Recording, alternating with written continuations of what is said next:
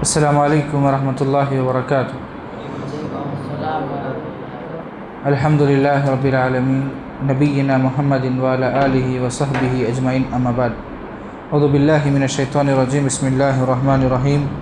وما آتاکم الرسول فخذوہ وما نہاکم عنہ فانتہوا۔ جیسا کہ ہمارا درس اتباع سنت کے متعلق چل رہا ہے، آج کے درس کے اندر اتباع سنت صحابہ اکرام رضی اللہ عنہ اجمعین کی سنت پر کیسے عمل کرتے تھے، یعنی کہ کچھ صحابہ اکرام رضی اللہ اجمعین کے واقعات آج کے درس کے اندر پیش کریں گے کہ وہ لوگ کس طریقے سے اتباع سنت کو اپنے زندگی کے اندر لاگو کیا کرتے تھے۔ پہلا واقعہ ہے حضرت ابوبکر صدیق رضی اللہ عنہ سنت کے مقابلے میں اپنے رائے کو بھی ترجیح نہ دی۔ جب بعض لوگوں نے اللہ کے نبی جناب محمد رسول اللہ صلی اللہ علیہ وسلم کے انتقال کے بعد زکوٰۃ دینے سے انکار کر دیا تو لوگوں کو لگا کہ اس کے اندر نرمی برتی جائے گی۔ ابوبکر صدیق رضی اللہ عنہ نرم مزاج کے ہیں کہ اس کے اندر سختی نہیں برتی جائے گی، لیکن جو ہے بہت سے لوگوں کو لگا کہ ابھی نرمی سے چھوڑ دیا جائے گا، لیکن ابوبکر صدیق رضی اللہ عنہ نے فرمایا اللہ کی قسم اگر وہ ایک رسی بھی روکیں گے جو رسول اللہ صلی اللہ علیہ وسلم کے زمانے میں زکوٰۃ میں دی گئی تھی تو ان میں سے ضرور لڑوں گا۔ صحیح بخاری حدیث نمبر 1399۔ کچھ لوگ جو ہے زکوٰۃ کا مال لے کر رکھ لیے تھے اللہ کے نبی کے انتقال کے بعد۔ اللہ کے نبی نے کہا میں نرمی اس کے معاملے میں نہیں کرنے والا۔ وہ لوگ کہنے لگے ہم نماز تو پڑھیں گے لیکن زکوٰۃ ادا نہیں کریں گے۔ تو جب جو ہے ابوبکر صدیق رضی اللہ عنہ نے کہا کہ کچھ بھی ہو جائے لیکن اس معاملے میں نرمی نہیں کروں گا۔ دوسرا، حضرت عمر بن خطاب رضی اللہ عنہ حجر اسود کو صرف سنت کی وجہ سے بوسہ دیا۔ حضرت عمر فاروق رضی اللہ عنہ حجر اسود کے سامنے کھڑے ہیں، کھڑے ہو کر حجر اسود سے وہ پتھر سے مخاطب ہو کے کہہ رہے ہیں حجر اسود تو خوش نہ ہونا کہ خطاب کا بیٹا عمر تجھے بوسہ دے رہا ہے، بس میں تجھے اسی لیے بوسہ دے رہا ہوں کیونکہ میں نے میرے نبی جناب محمد رسول اللہ صلی اللہ علیہ وسلم کو بوسہ دیتے ہوئے دیکھا۔ اگر میں نبی کریم صلی اللہ علیہ وسلم کو بوسہ دیتے ہوئے نہیں دیکھتا تو میں تجھے بوسہ نہیں دیتا۔ تیری عظمت تو نہ میرے گناہوں کو کم کر سکتا ہے، نہ میرے گناہوں کو بڑھا سکتا ہے، نہ تو شفا دے سکتا ہے، کچھ بھی نہیں، بس میں نے میرے نبی صلی اللہ علیہ وسلم کو بوسہ دیتے ہوئے دیکھا ہے، اس وجہ سے میں تجھے بوسہ دے رہا ہوں۔ سبق کیا ملا؟ صحابہ اکرام رضی اللہ عنہ اجمعین اس لیے کرتے تھے کہ رسول اللہ صلی اللہ علیہ وسلم نے کیا تھا۔ آج ہمارا ہے رسول اللہ صلی اللہ علیہ وسلم نے نہیں کیا، ہم کر کے بتائیں گے۔ یہ ہم گمراہ لوگوں کا عقیدہ ہے۔ وہ صحابہ اکرام رضی اللہ اجمعین جو سنت کی پیروی کرنے والے تھے، اللہ کے نبی کو کون سی بھی سنت کو دیکھیں۔ عمر خطاب رضی اللہ عنہ کا ایمان بڑا مضبوط تھا، وہ چاہتے تھے کہ پتھر ہے اس کو بوسہ کیوں دوں، لیکن انہوں نے اس کے باوجود بھی اللہ کے نبی کو بوسہ دیتے ہوئے دیکھا، اس وجہ سے انہوں نے بوسہ دیا۔ تیسرا، حضرت عبداللہ بن عمر رضی اللہ عنہ رسول اللہ صلی اللہ علیہ وسلم کی ہر عمل کی پیروی۔ حضرت ابن عمر سفر میں ان جگہوں پر بھی اونٹ بٹھاتے جہاں پر رسول اللہ صلی اللہ علیہ وسلم نے کبھی آرام فرمایا تھا۔ لوگ پوچھتے تو کہتے میں نے رسول اللہ صلی اللہ علیہ وسلم کو ایسا کرتے دیکھا۔ عبداللہ بن عمر رضی اللہ عنہ کہتے ہیں جا رہے سفر کے لیے، وہ جگہ معلوم ہوئی کہ وہاں پر اللہ کے نبی آرام کرتے تھے، وہ بھی وہاں پر جاتے اپنی اونٹی کو رکاتے، تھوڑی دیر بیٹھتے پھر وہاں سے چلے جاتے۔ لوگ پوچھتے کہ آپ ایسا کیوں کرتے ہیں؟ تو کہا کہ میں نے میرے نبی جناب محمد رسول اللہ صلی اللہ علیہ وسلم کو ایسے کرتے ہوئے دیکھا، اس لیے میں کر رہا ہوں۔ حضرت عثمان بن عفان رضی اللہ عنہ وضو بھی سنت کے مطابق۔ واقعہ حضرت عثمان رضی اللہ عنہ لوگوں کے سامنے وضو کیا، پھر فرمایا میں نے رسول اللہ صلی اللہ علیہ وسلم کو اسی طریقے سے وضو کرتے دیکھا ہے۔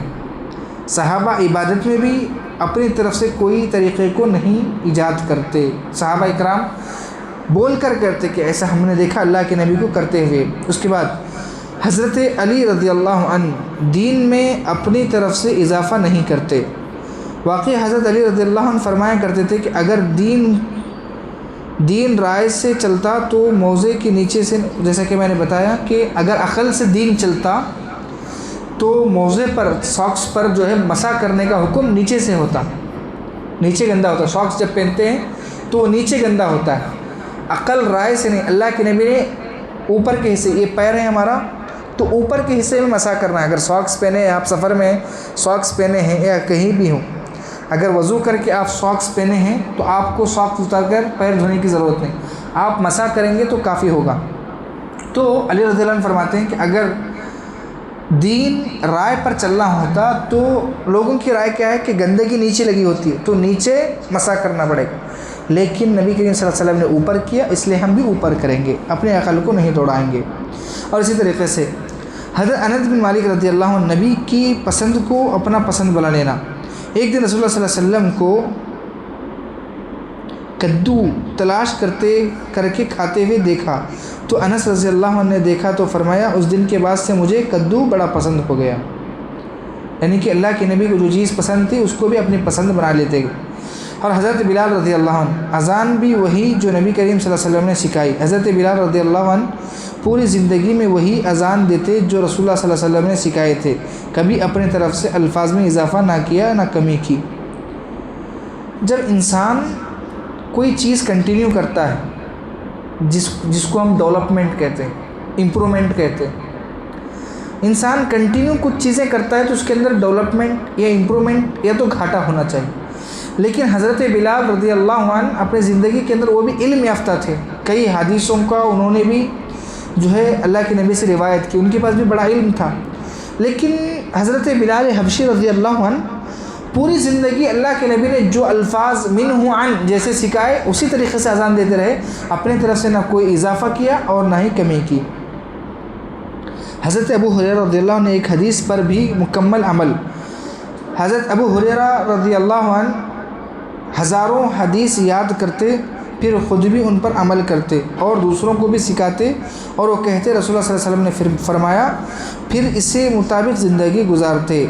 یعنی کہ ابو ہریرہ رضی اللہ عنہ اتباع سنت کا سب سے بڑا گہوارہ ان کے پاس تھا کہ انہوں نے اللہ کے نبی سے بہت ساری حدیثیں سیکھی، صرف سیکھی نہیں بلکہ عمل کیا، عمل کر کے اور لوگوں کو بتاتے تھے کہ آپ بھی اس پر عمل کرو۔ یعنی کہ اس حدیث سے ایک بات معلوم ہوئی کہ انسان کے پاس جب صحیح علم آ جائے، انسان اچھے اور برے کی تمیز کرنے لگ جائے، اپنی زندگی کو سدھارنا ہے۔ جو بگڑی ہوئی زندگی پہلے انسان جو گزارتا تھا وہ گزر گئی، جو ہوا سو ہوا، اب انسان کو سدھر کر اپنی زندگی گزارنا ہے۔ اور اسی طریقے سے حضرت عبداللہ بن مسعود رضی اللہ عنہ بدعت کو فوراً روکا۔ انہوں نے مسجد میں کچھ لوگوں کو کنکریوں کو اجتماعی طور پر کرتے ہوئے دیکھا تو فوراً روکا۔ آج ہمارے معاشرے کے اندر ہمارے گھر میں بہت سارے لوگ بدعت خرافات کرتے ہیں، لیکن ہماری مجال نہیں ہے کہ ہم کسی کو روک سکیں۔ لیکن صحابہ اکرام رضی اللہ عنہم اجمعین اتباع سنت نبی کریم صلی اللہ علیہ وسلم کی اتباع اس طریقے سے کیا کرتے تھے کہ وہ جس طریقے سے حدیث سنی، جیسا کہ صحابہ اکرام رضی اللہ اجمعین جو ہے اتباع سنت کا جذبہ ان کے پاس ایسا تھا کہ شراب جو ہے اللہ کے نبی جناب محمد صلی اللہ علیہ وسلم کے زمانے میں پیا کرتے تھے، لیکن جب اللہ رب العالمین نے فرمایا کہ انما حرم علیکم الخمر والمیسر، کہ تمہارے اوپر جو ہے شراب کو حرام قرار دیا، صحابہ اکرام رضی اللہ عنہم کے الفاظ ہیں کہ اللہ کے نبی فرماتے ہیں کہ اس موقع پر جس کان میں آواز پڑی کہ اللہ کے نبی نے شراب کو، اللہ کا حکم ہے کہ شراب کو حرام قرار دیا ہے، اللہ کے نبی نے فرمایا ہے، یہ بات سننے کے بعد کوئی صحابی نے یہ نہیں سوچا کہ یہ کس نے کہا، یہ کب نازل ہوئی، کسی نے نہیں۔ آتا ہے کہ جس نے اپنے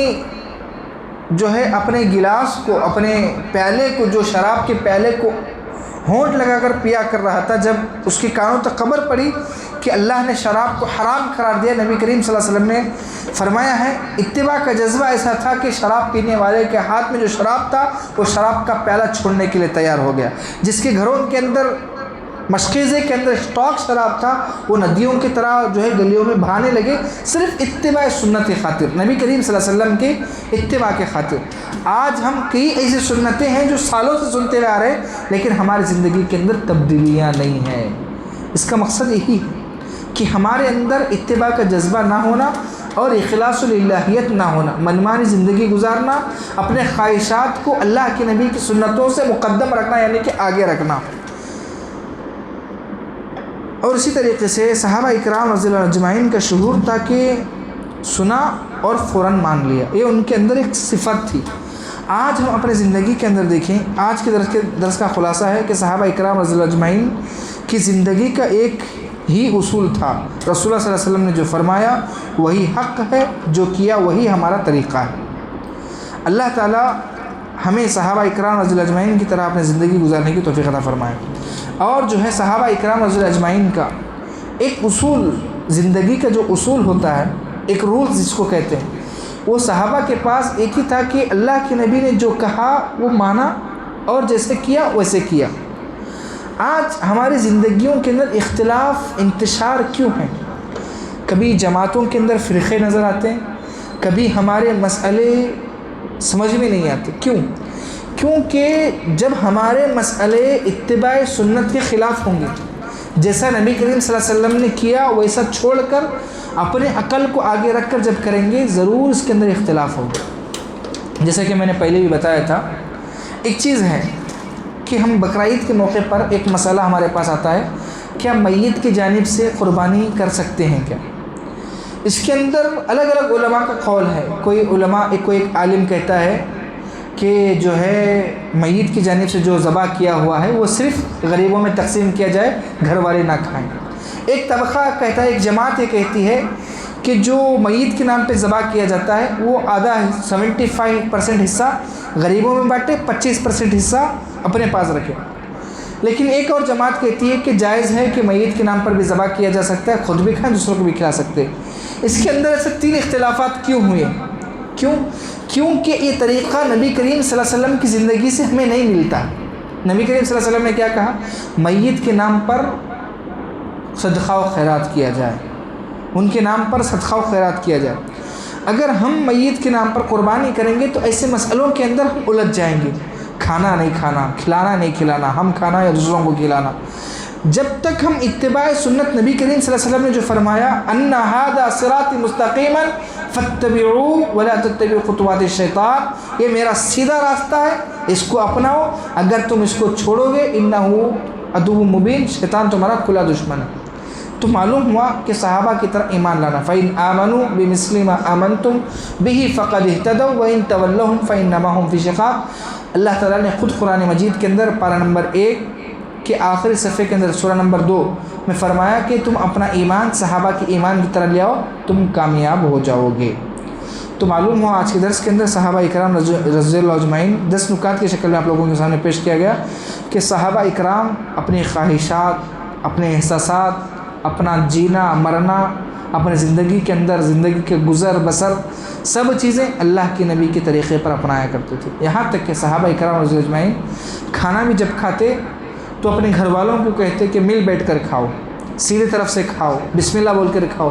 بولنے کے بعد یہاں پر خاموش نہیں ہوتے اور اپنے بچوں کو کہتے کہ یہ نبی کریم جناب محمد رسول اللہ صلی اللہ علیہ وسلم کا طریقہ ہے۔ آج ہم کتنے ایسے لوگ ہیں جو ہم نے کہا ہو کہ یہ نبی کا طریقہ ہے، اپنے بچوں کو سمجھایا ہو کہ یہ نبی کا طریقہ ہے۔ لہذا مجھے اور آپ کو چاہیے کہ اتباع سنت کو اپنے زندگی کے اندر لاگو کرنے کی کوشش کریں۔ اللہ رب العالمین سے دعا ہے اللہ تعالیٰ کہی ہوئی باتوں پر عمل کی توفیق عطا فرمائے، اللہ تعالیٰ اتباع سنت کو اپنانے کی توفیق عطا فرمائے، بدعت و خرافات سے ہماری حفاظت فرمائے۔ وما توفیق الا باللہ وما علینا الا البلاغ۔ السلام علیکم ورحمۃ اللہ وبرکاتہ۔